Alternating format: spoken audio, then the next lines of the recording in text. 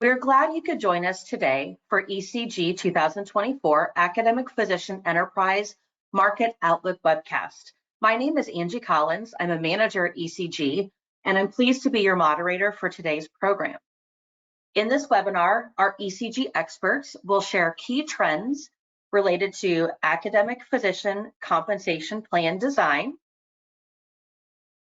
funds flow, as well as present our outlook for faculty deployment, including a discussion on clinical effort and academic effort. Finally, we'll offer insights into current performance trends related to academic physician compensation and production. Before we begin the formal program, let's go over a few details about the webinar. Today's program will be 60 minutes in length, which will include 45 minutes of presentation and about 10 minutes for question and answer at the end. Everyone should have received a copy of the session handout, but if you were a late registrant, you can also download a handout in the handout pane on your screen. Attendees are participating in listen-only mode, but if you have questions, we encourage you to type them into the questions pane on your screen at any time, and we will be coming back to them at the end of the formal presentation to answer as many questions as we can. If we're unable to answer all of your questions today, we will follow up with you after the session is over. And finally, upon exiting today's program, you will be directed to an electronic survey. Your feedback is important to us, so please take a moment to complete the survey. For each completed survey, ECG will make a $5 donation to Doctors Without Borders. Now let's meet today's speakers. Tony Kuba is a partner at ECG, and he's a nationally recognized expert in valuation and provider total compensation. As a leader of ECG's valuation services practice, he directs the fair market value and commercial reasonableness review framework. His deep understanding of the regulatory environment allows him to support healthcare organizations in federal and state investigations as an expert in physician compensation and provide opinions for entities under corporate integrity agreements with the federal government. Welcome, Tony. Thanks, Angie. Great to be here today. Our next speaker is Greg Silva. Greg is a partner and co-leader of ECG's academic health systems practice. In this role, he partners with the leadership of AMCs on initiatives to improve performance across AMC component entities by more closely aligning strategic priorities with underlying organizational, governance, management, and financial structures. Since joining ECG 16 years ago, he has partnered with dozens of AMC component entities on initiatives related to strategic planning, organizational design, funds flow, and compensation planning. Welcome, Greg. Thanks, Angie. Also speaking today is Matt Johnson. As an associate principal at ECG with extensive experience in the challenges facing healthcare organizations, Matt's aim of aligning provider incentives with organizational values and strategic imperatives drives his work as a leader of compensation planning engagements. He has assisted more than 40 organizations across the country, ranging from small community hospitals to large academic health centers, with developing compensation strategies, plan mechanics, and performance measures to achieve their alignment goals. Welcome, Matt. Thanks, Angie. I look forward to today's discussion.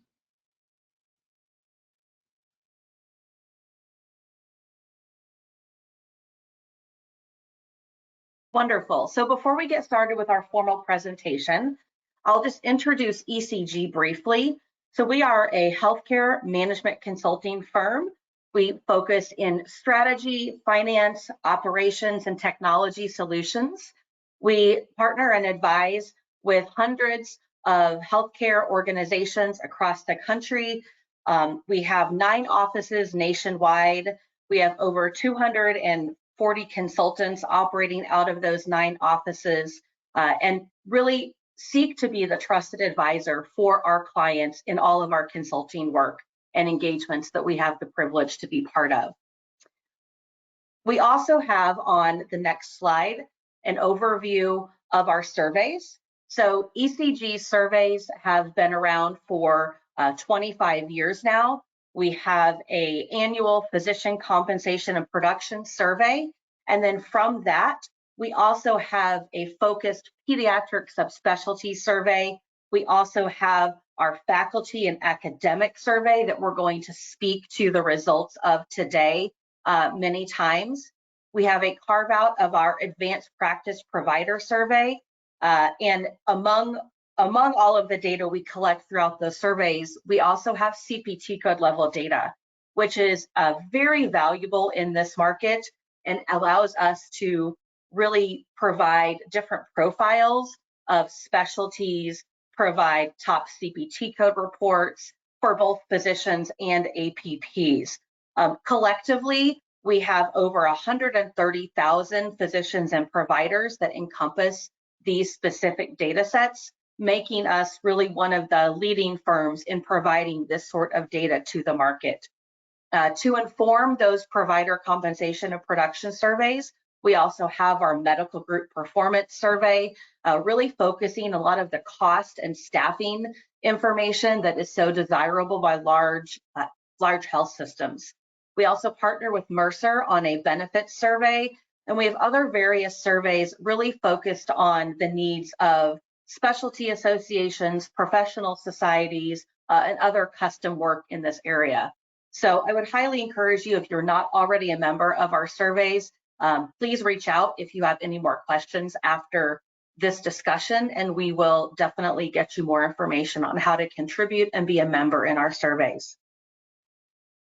The next slide, we have shared information here about MD Ranger. MD Ranger is a new partner of ECG, and it is a web-based system really aimed at standardizing and streamlining the FMV process. And this really expands ECG's data set to be able to complement and enhance the specialty-specific compensation and production metrics that we have. It expands our ability to provide benchmarks around call coverage and medical direction, different physician leadership and executive roles, and really focus on a lot of those contractual relationships between hospitals and their physician entities. And with that, I'm going to turn it over to Greg to go through some of the sections of our presentation today and kick off the discussion. Thanks so much, Angie. And thanks so much, everyone, for being on. Good afternoon, good morning, depending on where you're calling in from. Appreciate you listening to our little intro there. Some folks may have been looking for the skip button, but hopefully that was helpful, and we've now arrived at the main content of our webinar. So as you can see here, we've tried to organize this into 3 sections. I'll kick us off talking about AMC funds flow and economics more broadly. Matt's going to take us through a discussion of faculty effort and deployment. We find this is a critically important but often overlooked component of the discussion around compensation planning. And then Tony will walk us through compensation plan structures and trends informed by data from some of the surveys that Angie just mentioned. As we go through this, we did try to think about some of the topics of interests that folks wrote in about. I don't know that we'll be able to address them all. We tried to avoid having this be 120 slides, but tried to strike a balance between being broad enough to cover topics without being so high level that there's nothing of practical value. So on slide 8, we have arrayed our AMC component entities, right? And so the way we think about this is the hospital, the faculty practice, and the School of Medicine. The combination of the hospital and the faculty practice or the health system we'll often refer to as the academic health system or the clinical enterprise, as opposed to the academic enterprise. And the challenge for us and for you as we're thinking about designing any sort of funds flow model is how do you take these 3 distinct component entities with their own revenue and cost structure and try to align their strategic and financial incentives. And that's really difficult to do if you're just looking at it from the perspective of any one of these entities, right? So if you're a faculty practice plan, why are you going to recruit primary care or cardiology or neurology and get beat up by your hospital because you're losing, $300,000 per physician. From the health system side, you may have a mission support or academic funding arrangement with your university that's 20 years old, and you just view it as an expense. You don't really understand the ROI. You don't know what the money's being spent on, and you don't really see the value in that. Where we try to get in terms of funds flow design is in a position where the hospital and the faculty practice are working together as an academic health system to really drive a thriving clinical enterprise that allows for smart reinvestment in education and research, which improves the reputation of your AMC, provides your physician pipeline, allows you to recruit and retain high profile and exquisite faculty that then sort of serve as the driving engine behind both the clinical and the academic enterprise. So I'm sure you've all seen some version of the virtuous cycle graphic that we're describing here, but it's really difficult to get there unless you're taking that more holistic system-based approach. And so on slide 8, that goal is going to be the same, to try to think of this as a system. We have here different AMC organizational structures that 95% of the AMCs around the country can be grouped into, right? And so on the far right, you have a single CEO, fully integrated model, Johns Hopkins, University of Michigan, a number of other systems that might fall into this category. And this is probably the easiest starting point, but maybe a quarter, 20% of AMCs around the country have this structure. And so by design, you've got a single governance structure, a single bottom line. And so it does help to align those incentives.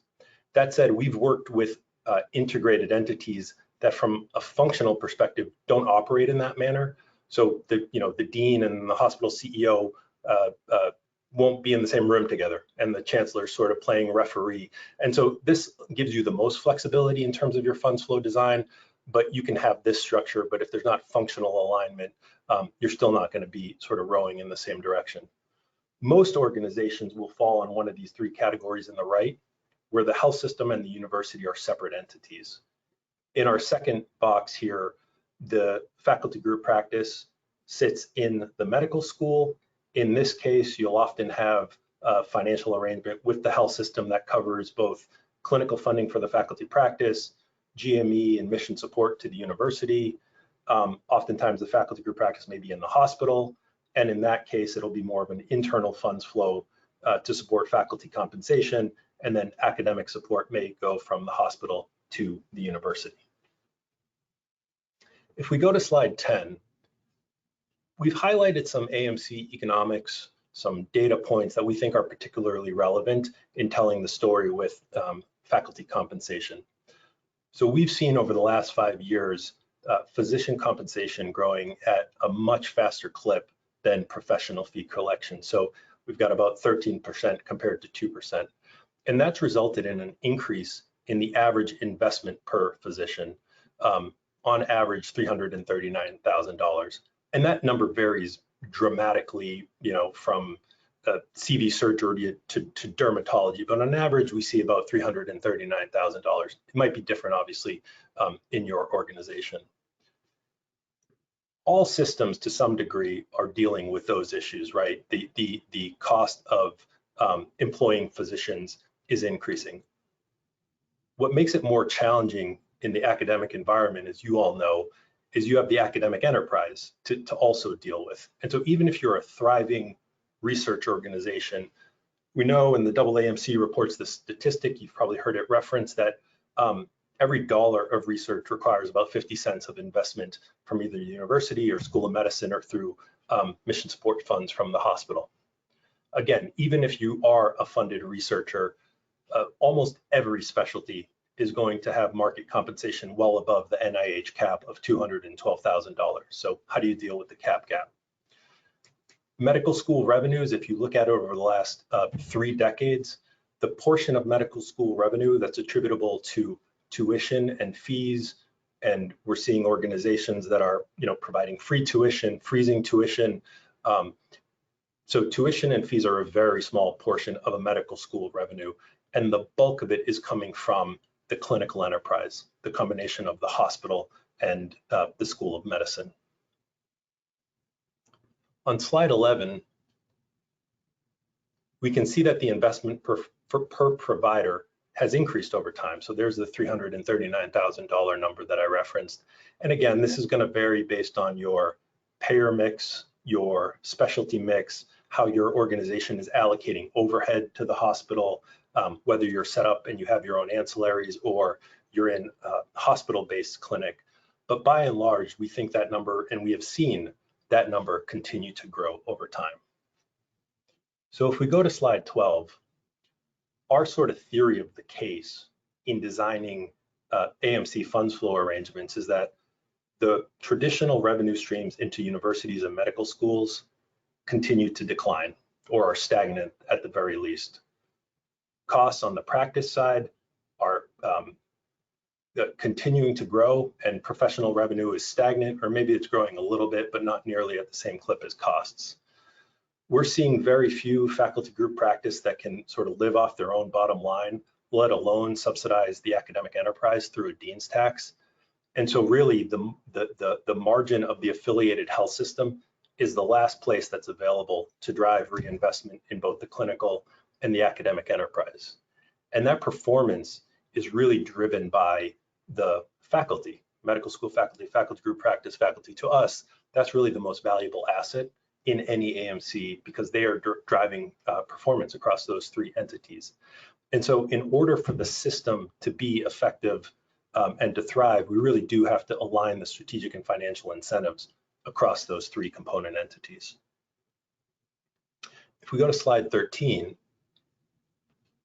we see it's really difficult to accomplish that in a sort of a traditional historic funds flow model. And this is a real client example, probably, hopefully on the extreme side, and yours is a little cleaner than this, but it's not too far-fetched, right? Or it's not long ago that many organizations were dealing with a similar situation to this, where you had a federated practice plan, each department sort of separately negotiating with the health system for funding, holding on tight to departmental reserves, trying to get sort of some things funded. They can't get it done through the school, so they're going to hire researchers through their own clinical practice and really clinging tight to reserves that they've built up over several decades.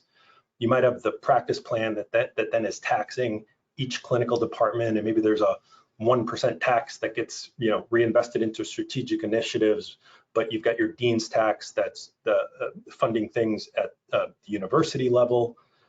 The departments are then going back to the hospital and just building that dean's tax into their contract with the hospital, which the hospital of course hates because they don't understand really what it's for, and it just looks like a tax on top of the clinical service agreement.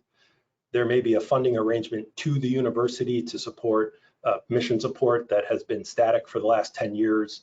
No one understands how it was developed, and health system leadership sort of sees it as a black box because they don't understand really how the dollars are being spent on the university side, right? So that's not really a recipe for aligning financial interest. There's really no way to track sources and uses of funds or measure the ROI or our performance as a system. And so if we move to slide 14, this is how we like to think about typical funding lanes. And as I said, this is going to look a little bit different based on your exact organizational structure, but we like to think about clinical services really as being, or a clinical services payment, being the funding to the physician organization for clinical and administrative services, covering professional fees, clinical administration, practice management infrastructure. This is often done through some sort of work RVU or FTE-based mechanism. It's a good time to point out that the funds flow is different from the compensation plan, which we'll get into. So we'll often get questions from leadership or faculty and say, how much do I get paid out of the funds flow? And the way we think about this is really to conceptualize it as the aggregate pool of clinical funding to then be distributed to the faculty based on the faculty group practice's own compensation plan. The two should be closely aligned, but they're not necessarily identical. So if your funds flow model is based in part on a work RVU, you're paying the cardiology $50 a work RVU, and then the compensation plan is purely salary based, that's probably going to really dull the incentive. But to the extent that there's some alignment, it's important, but they don't have to be identical. From a GME perspective, we like to separate this out And sometimes we'll go in an organization and the GME funding will be determined based on the number of faculty. And say, we give all our faculty X% of protected time, and that goes to GME. And the way we like to approach it is really to start with the size of the residency programs, cross-reference that to what the ACGME requires. So if you've got a 30 resident internal medicine residency, ACGME says you need 0.5 program directors, 4 core faculty, and 0.25 program coordinator. Then we're able to look at compensation benchmarks, add in benefits, and come up with the correct funding amount, as opposed to starting with the total number of faculty. And then this number is able to move up or down as the university and the health system decide on whether to grow or increase the size of their combined GME programs. And then lastly, we have the academic investment.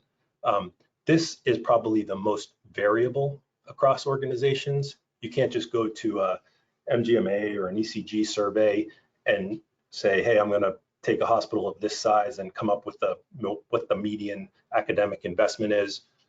We can look and say, as a percentage of hospitals' revenue, on average, mission support is this, or on a per faculty basis, mission support is within this range.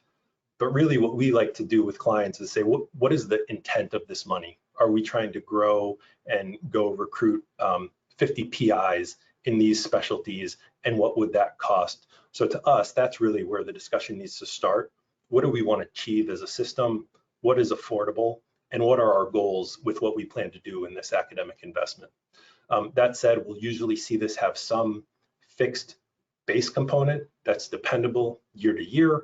A portion of that is often discretionary, although there may be parameters where it has to be used for a certain activity or go to a certain program.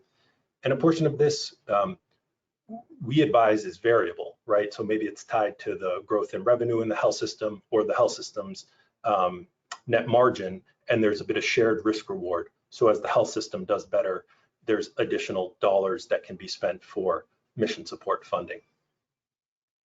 So to round out the discussion on funds flow on slide 15, we're seeing organizations, and most of them fall somewhere within the spectrum, but really moving away from the legacy thinking that it's really faculty group practice dependent. We need to live off our pro fees, and then we need to go drum up income support or medical directorships agreement from the health system. The faculty really shouldering the dean's tax and the load for subsidizing academic activity, sort of a transactional or even confrontational relationship between the School of Medicine and the hospital, separate interests of departments as opposed to the practice plan as a whole, special deals, et cetera, some of the things I mentioned, and really going to a model where we're looking at the system revenue overall and then deciding how to distribute that across our clinical and academic enterprise where it will generate the greatest return on investment. Us as a system with shared accountability as opposed to hospital separate from School of Medicine, parity, transparency, regardless of the service, really being able to align the sources of our funds with the uses of our funds and have some accountability on how those dollars are spent, prioritization of capital investments, and then, like I said, making sure the financial and strategic incentives are aligned across our 3 missions. So with that, I'll turn it over to Matt on slide 16 to get into a discussion of deployment. Great, thanks, Greg. Yeah, I think the way that funds flow and faculty compensation work with each other is really important here. I think about funds flow as how we fill our bucket or fill our pool, and compensation design is really how we get those dollars out to the faculty in terms of a compensation arrangement. So on slide 16 here, what we've put together is kind of 5 things that organizations typically come back to when they're thinking about their compensation plan, things that may be causing them to examine their current plan or consider a redesign. I think the first and foremost here is kind of trying to figure out that balance between our clinical and our academic effort, and understanding what the productivity expectations are of each of those, as well as how we pay for different activities that our faculty are engaged in. The second component here is multifactorial. It's there's kind of a disappearance of the triple threat. We've ended up in an environment at a lot of organizations where there are different faculty tracks. And so you have a clinician track, or you might have a physician scientist track. And we have to think about how we pay for those tracks differently, and how we recognize and reward performance in each of those areas. Over time, we've seen some concerns around rank compression. I think a lot of our new faculty are coming in with different expectations around pay, and what that in some cases has resulted in is some compression of compensation for those that have been with the organization longer. So we want to make sure that we're addressing those. And then the influence of community competitors. This is really fundamental to our thinking about market and market compensation. You know, what is a market rate for someone in a faculty compensation plan? Is it AAMC? Is it MGMA? We'll talk a little bit more about that later on. I think there are changing expectations around work-life balance. I think most of us on the call today can probably relate with that. And then there's also, as we kind of teed this up, is alignment and transparency with the funds flow. And so I think faculty really do want to understand how the dollars are flowing into their department, and then how that then contributes to compensation. So making sure that we have good transparency there. And then the last piece is just a heightened interest and awareness around salary equity. I think there's an interest in having fewer one-off arrangements, more transparency, more predictability in how compensation is determined and distributed. So moving on to the next slide. This relates to compensation plan governance, and this is a really important consideration when we are thinking about how to design a compensation plan.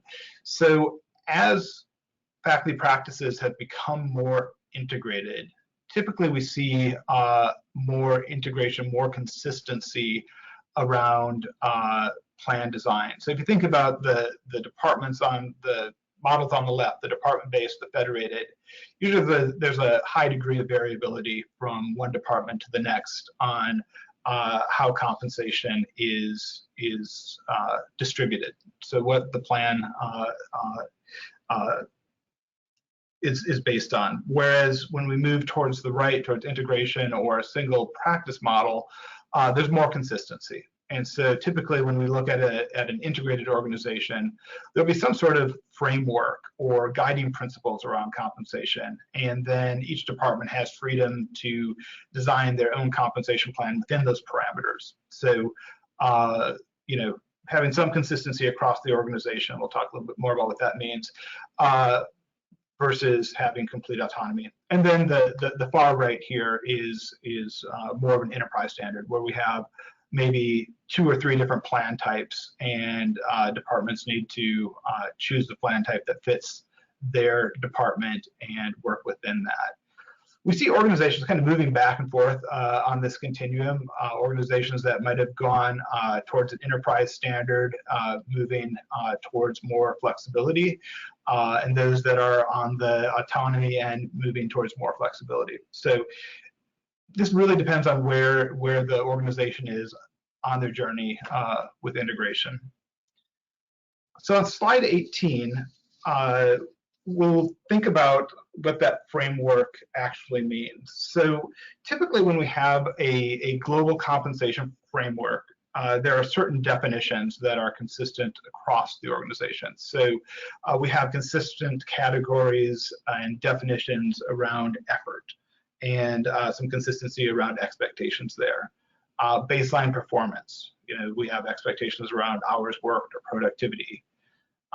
We'll use a common set of benchmarks. So an organization might say, well, we're going to peg compensation to XYZ benchmark median.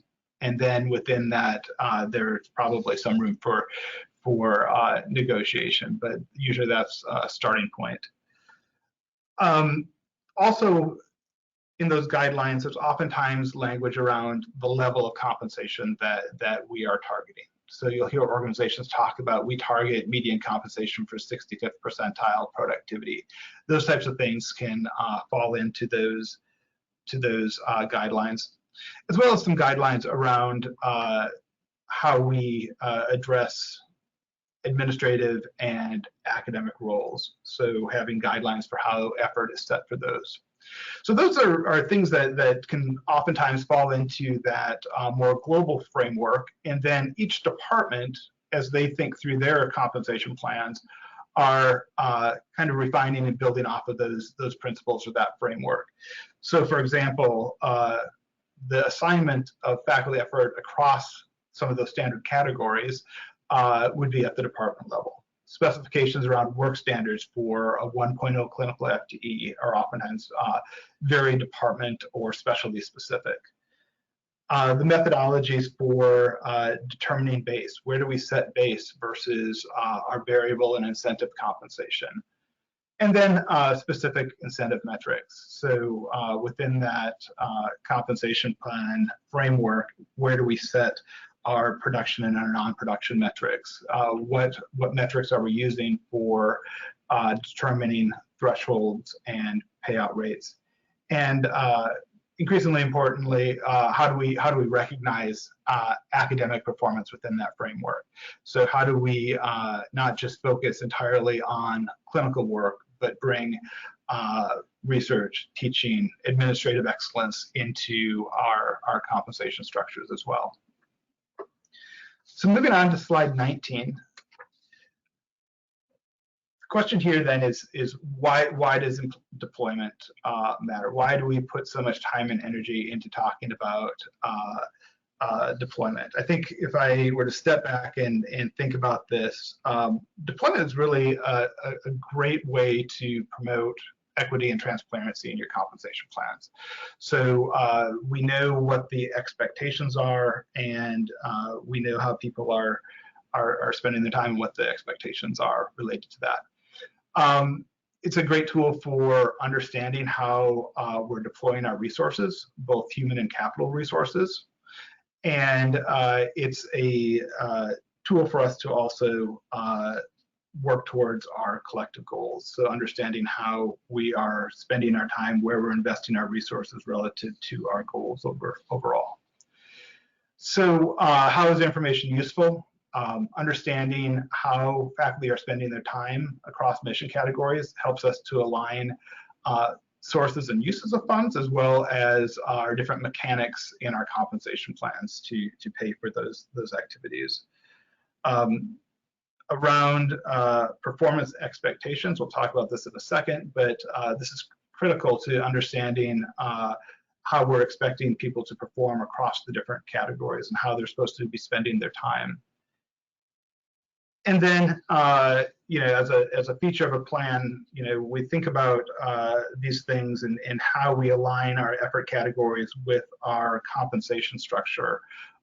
Again, very important.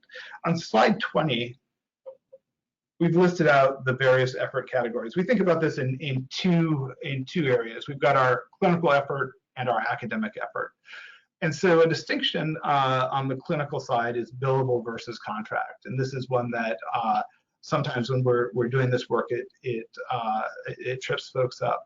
The billable is really the activity that we're billing and we can measure through things like work RVUs or patient visits, and we can set performance expectations around those, versus our contract work, which may be a contract with an outside entity where we're not really measuring the performance, but it's being time that's bought from the organization. Clinical administration, this is distinct from our patient care activities. So charting and things like that are really related to that billable clinical work. Clinical administration, when we think about it, is those defined job roles where we've got a position description and it's taking time away from other activities to perform those roles. On the academic side, it's a little bit more straightforward. Research is generally those activities that are related to funded or internally funded research, externally or internally funded research, or the effort that's related to obtaining grants, so grant writing, proposal writing, those types of things. Education is the activities that are tied to didactic teaching. So didactic teaching being different than our clinical teaching, where we are doing patient care and we're billing for it.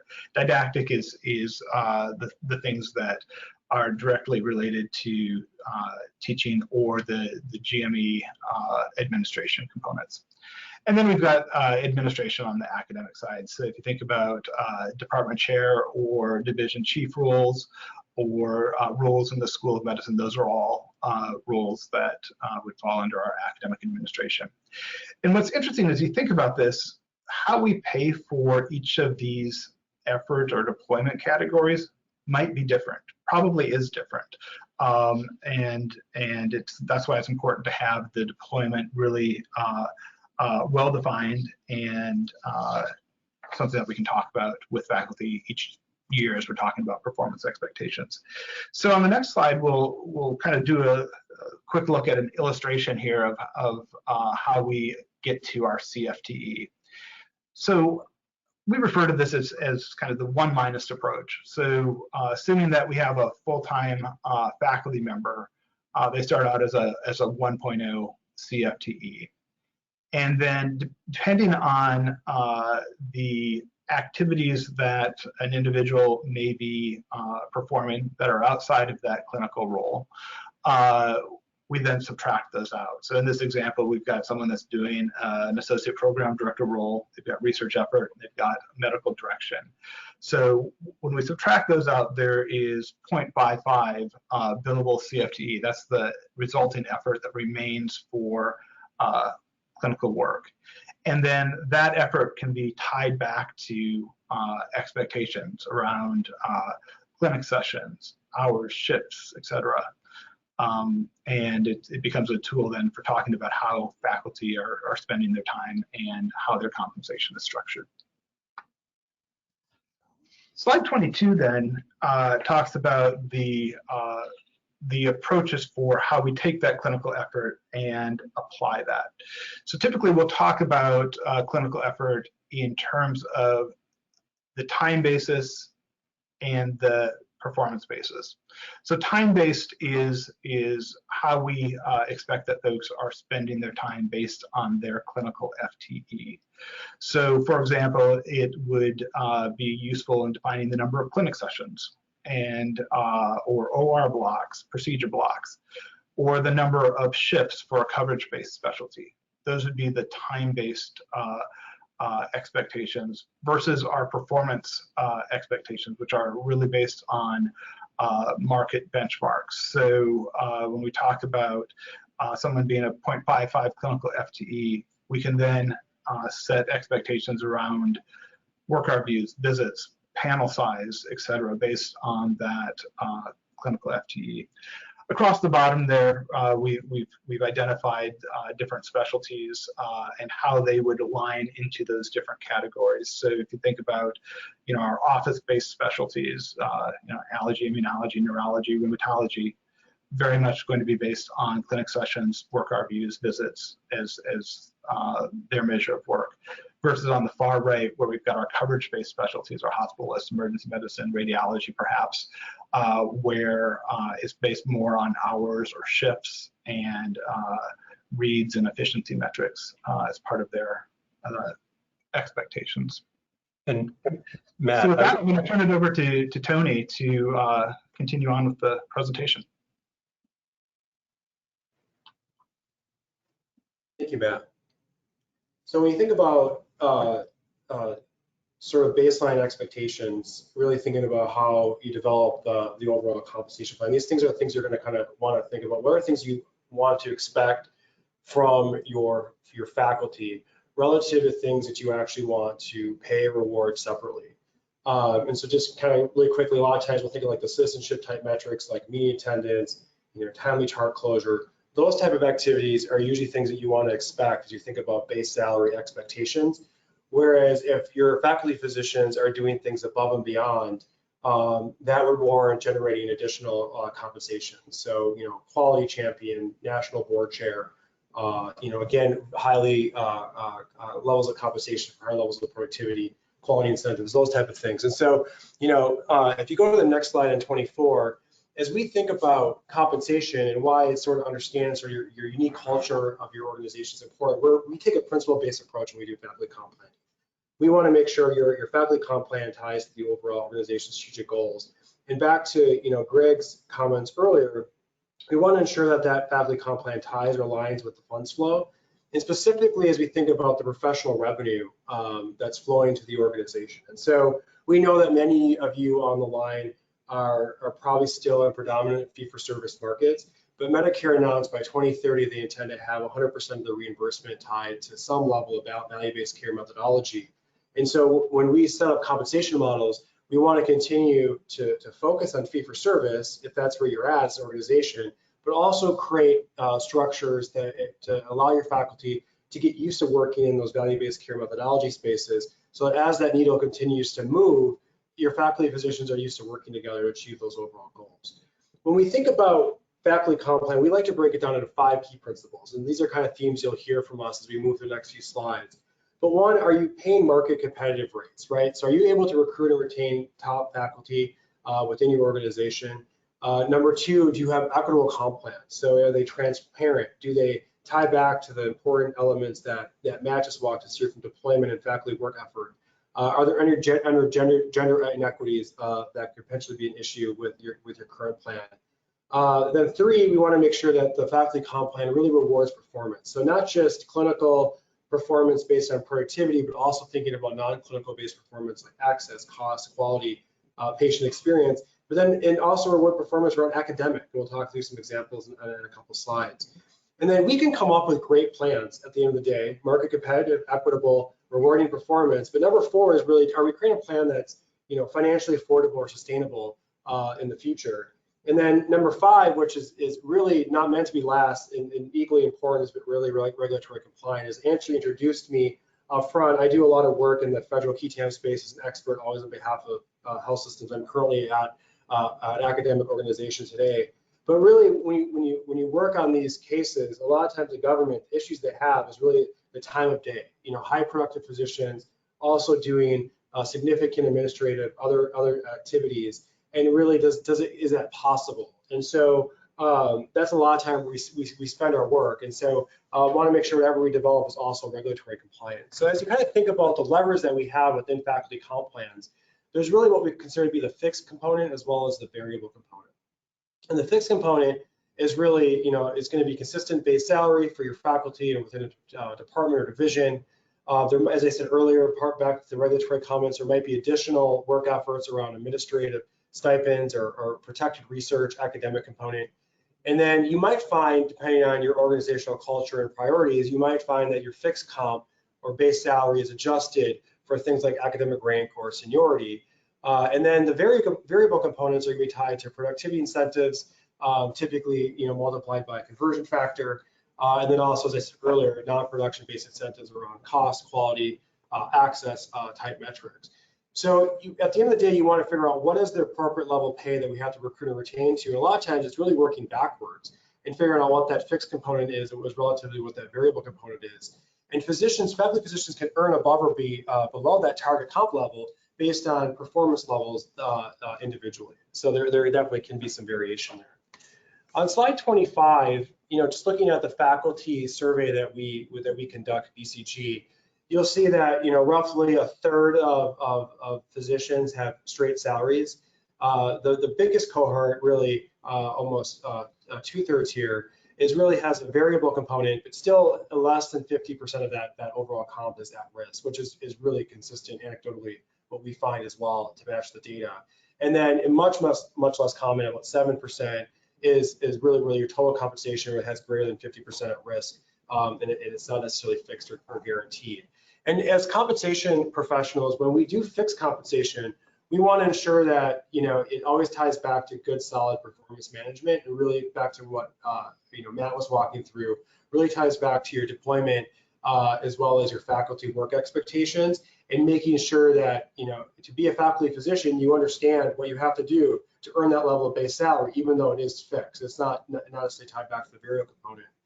On the right-hand side, just one call out here that we'd like to make is that this is just really by cohort, surgical, primary care, medical, hospital-based physician cohorts, that you can see that primary care actually is increasing a little bit more on the straight salary relative to its peers. And in our experience, it really comes back to that, that we're seeing, more fixed compensation for primary care, again, as that reimbursement moves from fee-for-service to value.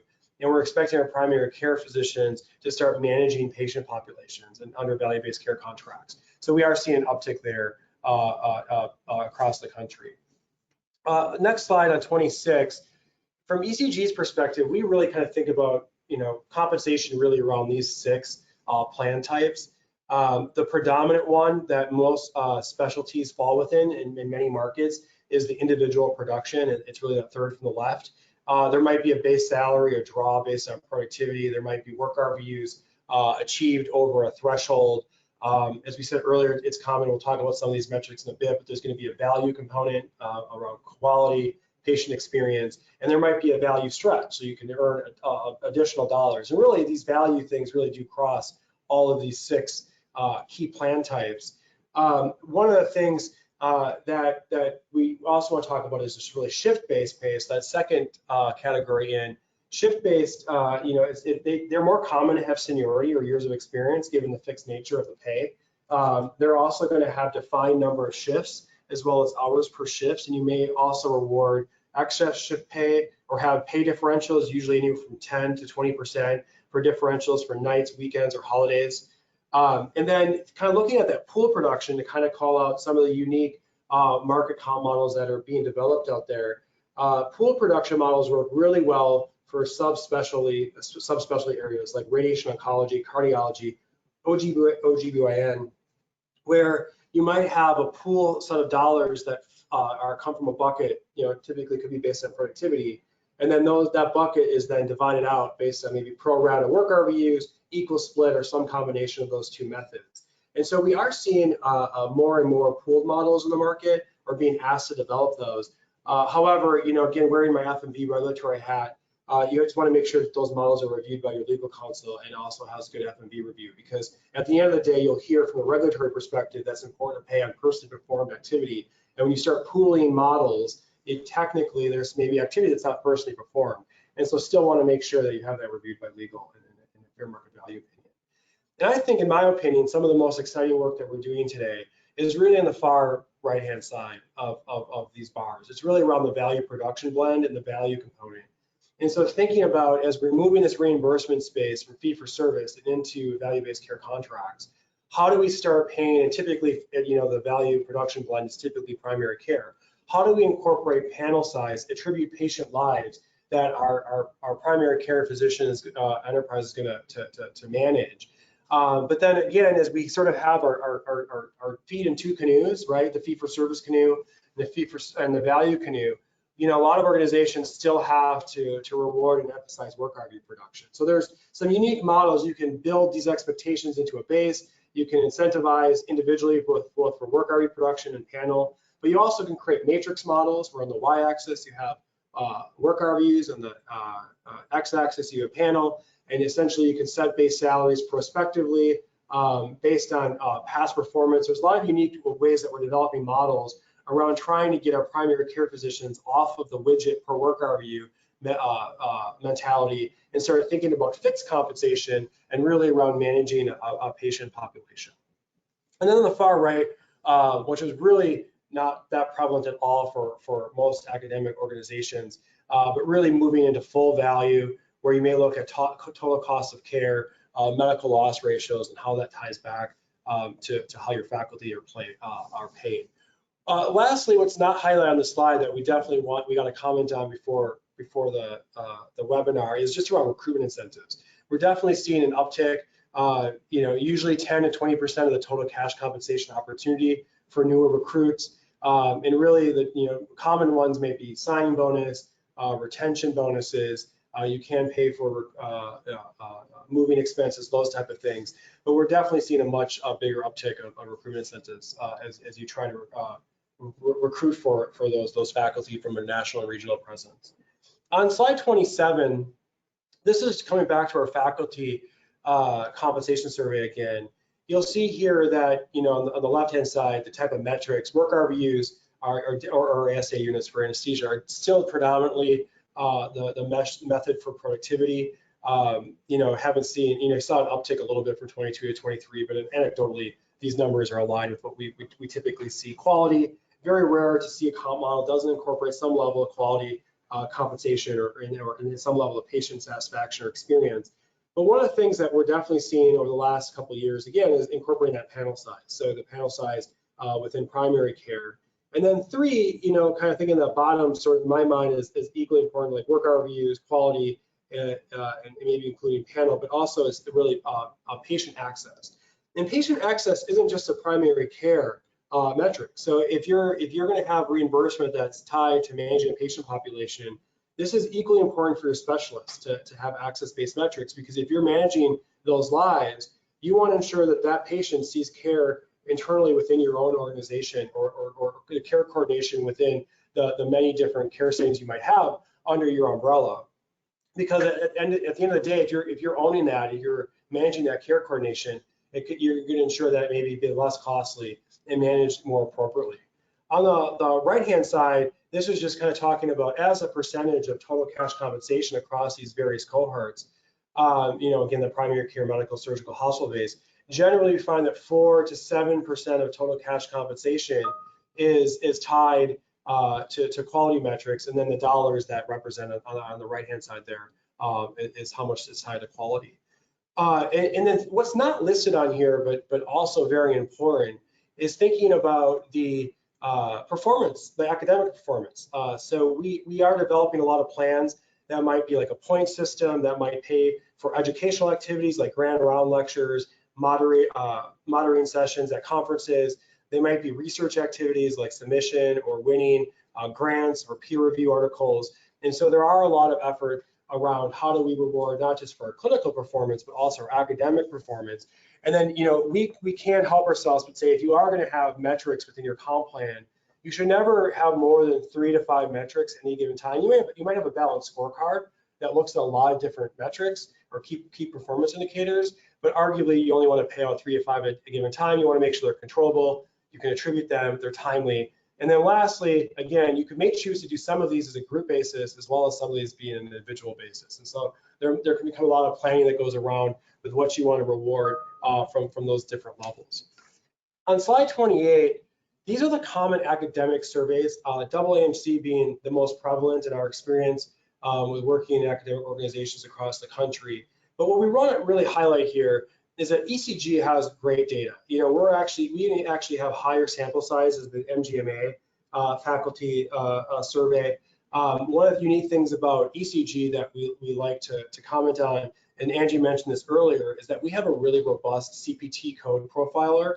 And so like many academic organizations who are the cutting edge of medicine, you have a lot of areas where there's not a lot of great benchmarks that are being reported. And so a lot of times we can do custom CPT code analysis and really help match the appropriate benchmark back to that particular faculty physician to make sure you're paying competitively for that level of pay. And then also, the nice thing about ECG is that we do have the work RVU information that ties really well with our compensation data, whereas AAMC, you have to go outside, to get Vizient or CPSC data for the work RVUs. On slide 29, this is actually where we spend a lot of time when we think about designing compensation plans, really around what is the market, how do you decide what's market competitive pay for our faculty physicians. And so on this graph here, you'll see what we've got is that red dotted line is just showing you the AAMC national median compensation across these various. We just chose random specialties here to show some relationships here. And when you compare AAMC to the national benchmark data, you look at MGMA medians. MGMA can generally be higher, so right, because the community surveys.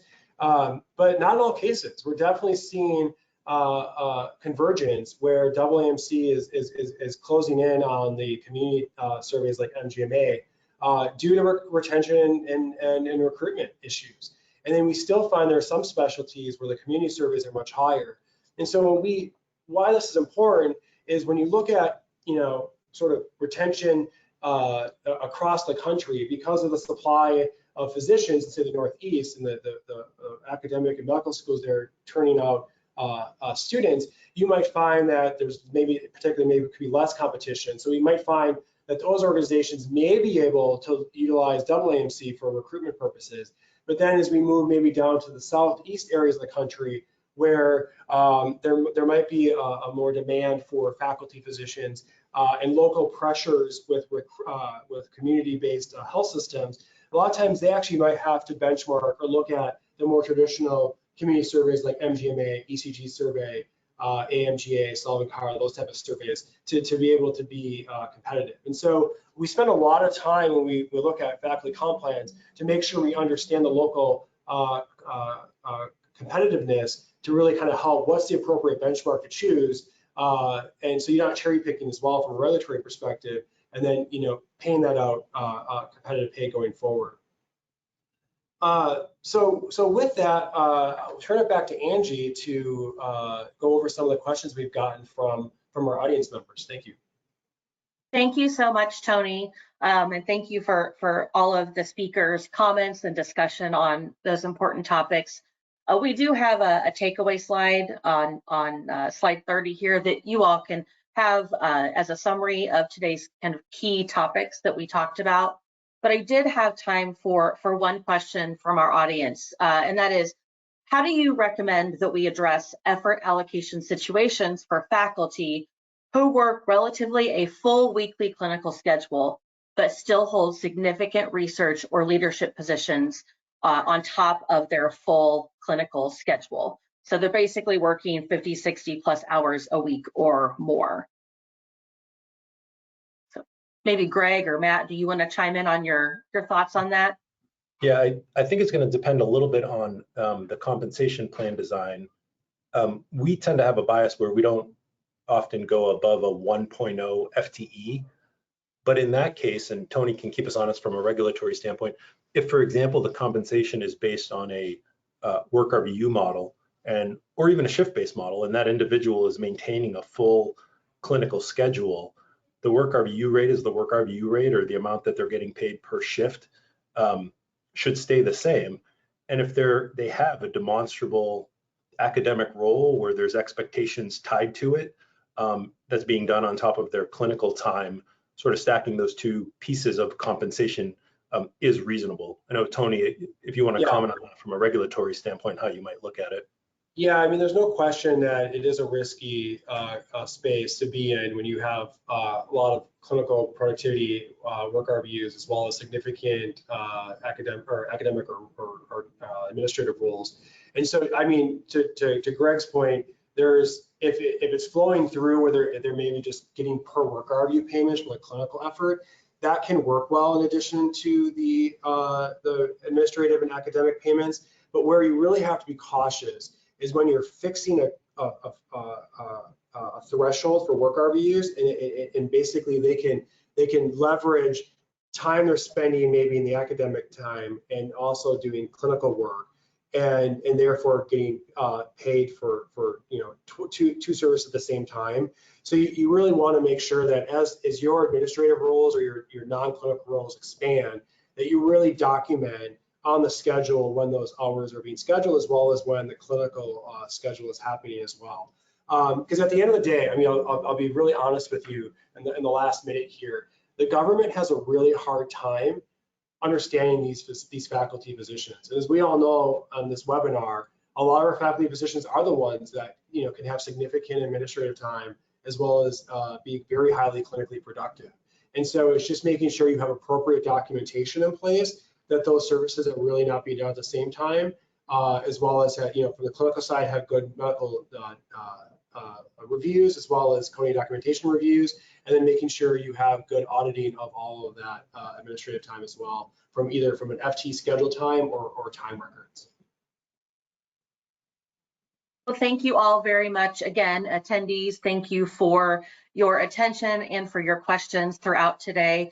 As a reminder, we do have a survey at the end of this program, and if you could please take a moment to complete that survey, we will be contributing $5 per completed survey to Doctors Without Borders. Thank you, everyone, and have a good day.